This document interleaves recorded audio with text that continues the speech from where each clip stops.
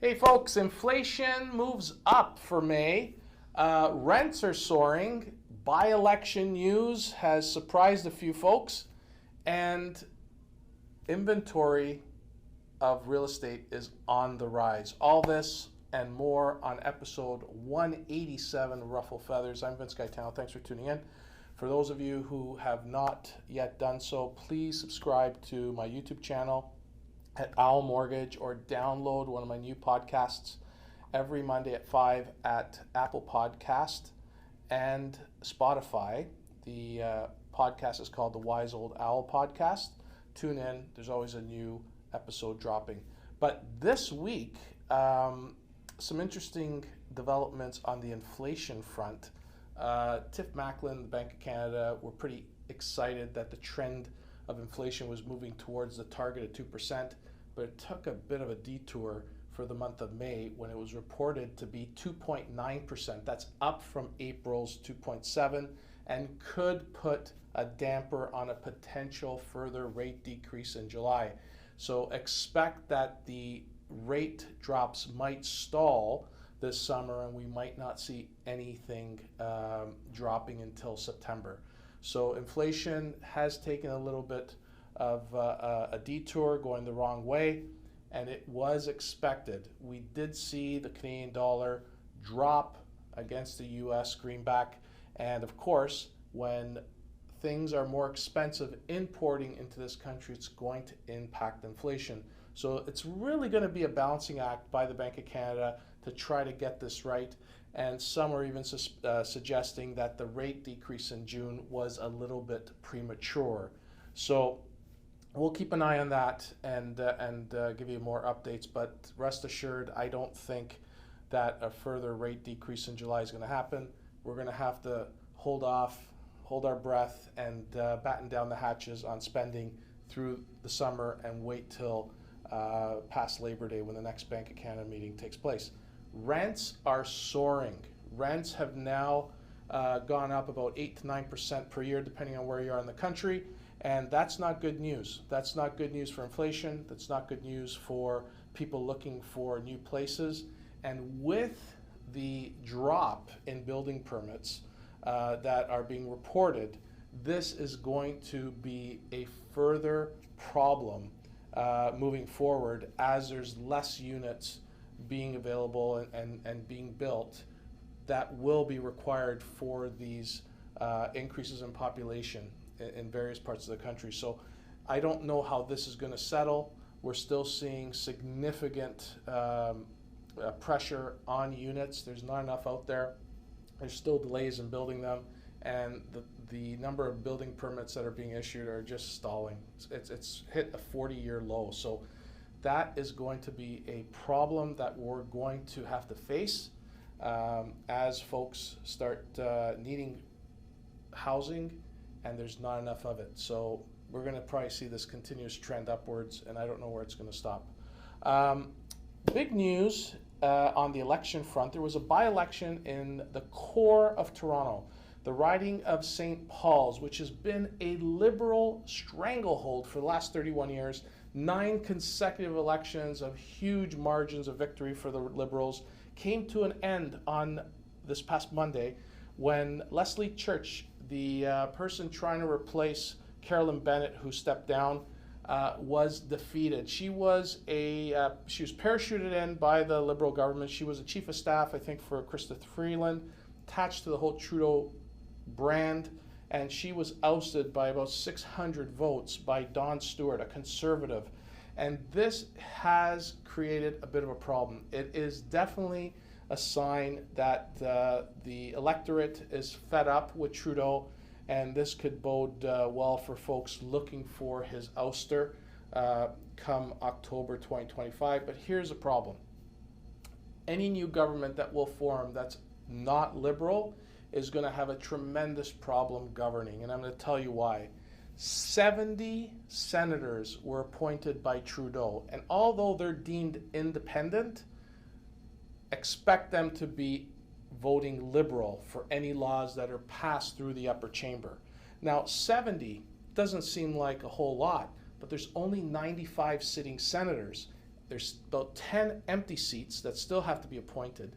So when you have 70 of the 95 that are voting in the Senate of bills, laws, and whatever it is that they're trying to pass, it could be stalled, blocked, voted down. So any new government that is going to be trying to pass new laws is going to have a hard time passing through the Senate when it's stacked with Trudeau appointed senators.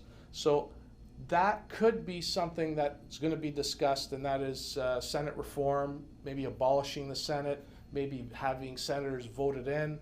There's been talk of this in the past. Trudeau even talked about Senate reform in the 2015 election campaign, and nothing was done. He just stacked it over the last 9 years with 70 appointed senators. And guess what?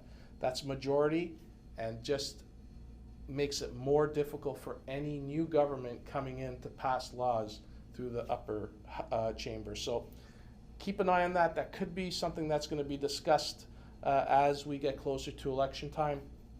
But a good sign that the electorate's coming out to vote. There was a very high turnout of voters for this by-election, and it looks like people are taking notice. People want to be heard, and people are going to the ballot box telling these elected officials that they want change. So all good.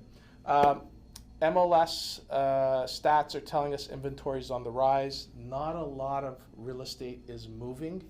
And even though we did see that Bank of Canada rate drop, it wasn't enough. We're still at high levels of interest relative to what people can afford. The qualifying criteria is very difficult for many, and we're going to see more and more listings come up as people struggle trying to make payments at renewal and seeing the sticker shock of what these renewal rates are looking like. Folks coming out at 239, 279, now facing close to 5% is problematic, and it's really taking a toll on household budgets, disposable income, and it will create a drag on the economy. A big issue as well is there's a stat that came out about how many people are confident in their employment. About 30 to 35% of folks are really concerned about employment in the next year or so and fear that there could be a reduction in hours or potential job loss. That's not very comforting for those that are carrying large mortgages, carry debt, have household obligations, children and whatnot, and it's going to be problematic as the economy weakens. And I always want to point out to folks, when rates drop and the Bank of Canada decreases rates, it's because the economy is struggling. It's not because things are good.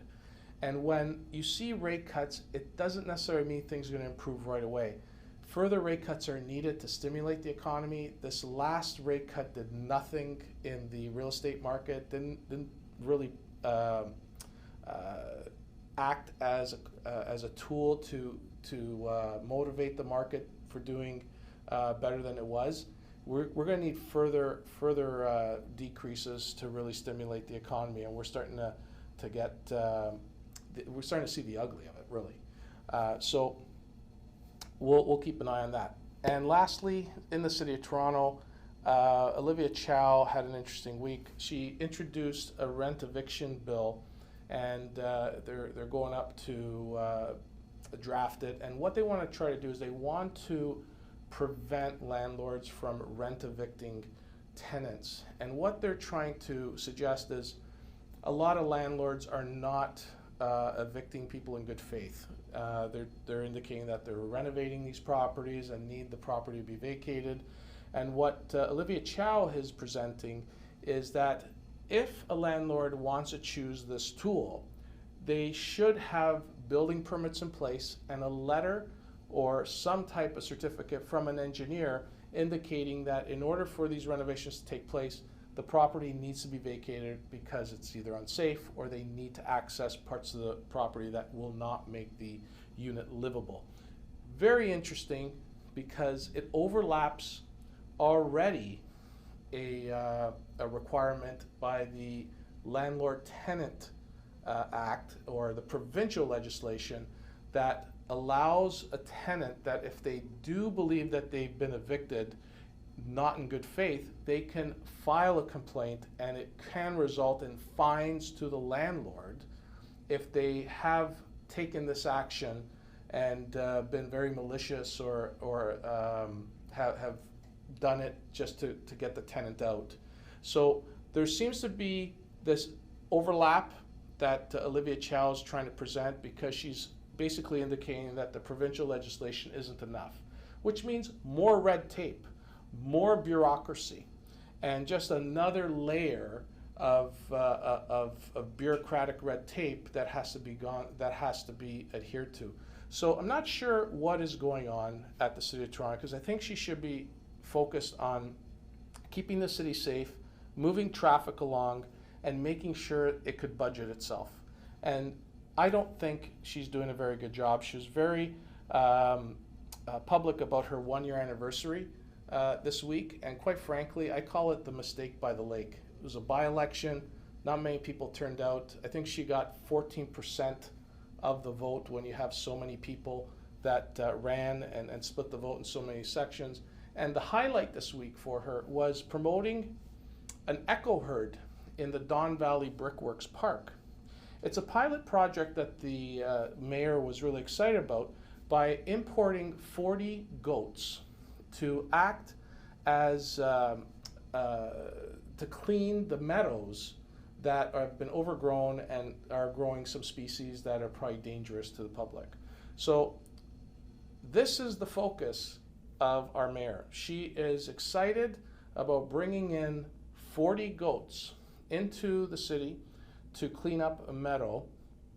And this project involved the whole area being fenced off. It had to be managed, and the goats had to be given water. So I'm sure that there was employees doing that, and this is just a publicity stunt.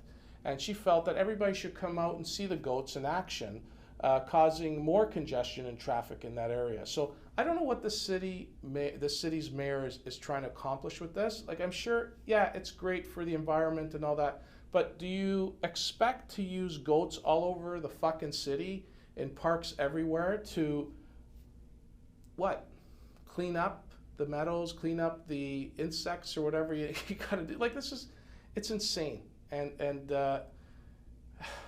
we gotta get our politicians to be working on stuff to help its citizens that are more serious in nature. Safety, traffic, productivity, good value for our tax dollar, and get rid of the special interest groups and special interest projects. There are more damaged bullards at intersections in the city than you could shake a stick at. I just went out 3 blocks and there were broken bullards all over the place because people are hitting them, they're knocking them down, and guess what? They always get replaced. Costs money. Get rid of them. Get rid of these plastic bullards. I'm gonna start posting pictures of them and showing people how terrible this is. It's a terrible idea. And this is all costing taxpayers a lot of money. Anyways, we're at the end of the month. I want to finish off by saying happy Canada Day. Enjoy the long weekend. Hopefully the weather turns out to be extremely hot, warm, and beautiful, and the rain goes away. So enjoy, have a great weekend, and we'll see you next week. Take care.